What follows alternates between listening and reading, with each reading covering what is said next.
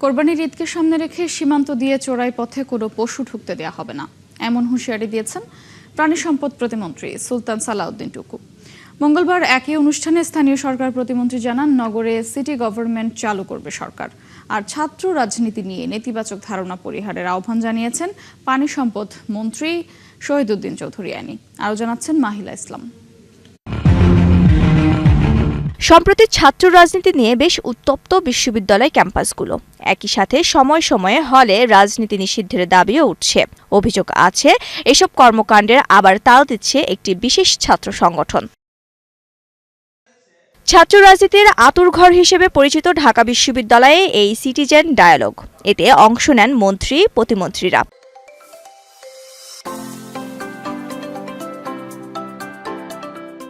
এখানে এক সময়কার ডাকসাইটে ছাত্রনেতা নেতা ও বর্তমানে মন্ত্রী শহীদুদ্দিন চৌধুরী বলেন, ছাত্র রাজনীতিতে সঠিক ধারা চর্চা অব্যাহত রাখতে হবে। যদি আমরা বলি যে না, আমি রাজনীতি করব না, বা রাজনীতি করাটা মানায় না, বা ছাত্র রাজনীতিটা এখন আর সেই ভালো পরিবেশে না, এই কথা বলে আমি নিজেকে নিয়ন্ত্রণ করে রাখলাম, ক্ষতিটা কিন্তু দেশের, ক্ষতিটা কিন্তু আপনার প্রকারান্তে। এই জন্য ছাত্র রাজনীতি করাটার মধ্যে একটা দেশের প্রয়োজনীয়তা আছে, পরিবারের প্রয়োজন আছে, সমাজের প্রয়োজন আছে। এ সময় খাল খনন নিয়ে সমালোচনার প্রসঙ্গে মন্ত্রী বলেন, দেশের উন্নয়নের জন্য এটি খুবই গুরুত্বপূর্ণ। খাল খনন প্রক্রিয়া যখন শুরু হবে, অটোমেটিক আমার কাজের ধারাবাহিকতায় সে ভাই আমার কাছে আসবে, না তার অবৈধ দখলদার তো ছেড়ে সে চলে যাবে। আমার কাছে যখন আসবে তখন আইনগত ভাবে সে শুদ্ধ না। অনুষ্ঠানে মৎস্য ও প্রাণী সম্পদ প্রতিমন্ত্রী জানান, দেশে বর্তমানে 1,33,34,000 গবাদি পশুর মজুত রয়েছে।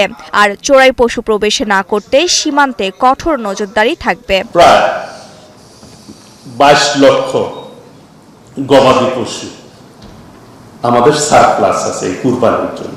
আমরা কিন্তু নির্দেশনা দিয়েছি যে বর্ডার এলাকায় কোনোভাবে যাতে এবার গবাদি পশু ওই পার থেকে না আসতে পারে, সেই ব্যাপারে সর্বোচ্চ পদক্ষেপ আমরা নিয়েছি।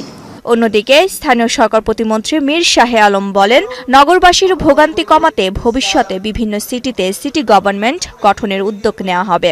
পৃথিবীর বিভিন্ন দেশে যেটি রয়েছে সিটি গভর্নমেন্টের মেয়রের আন্ডারে ওই সিটির পুলিশ তার অধীনে, ওই সিটির বিদ্যুৎ বিভাগ তার অধীনে, পানি সরবরাহ তার অধীনে, পয় নিষ্কাশন লাইন তার অধীনে, খাল এবং নালা থেকে শুরু করে ডেভেলপমেন্ট, রাস্তাঘাট, ব্রিজ, বাতি, রাস্তার লাইট সবকিছু সিটি গভর্নমেন্টের অধীনে থাকে।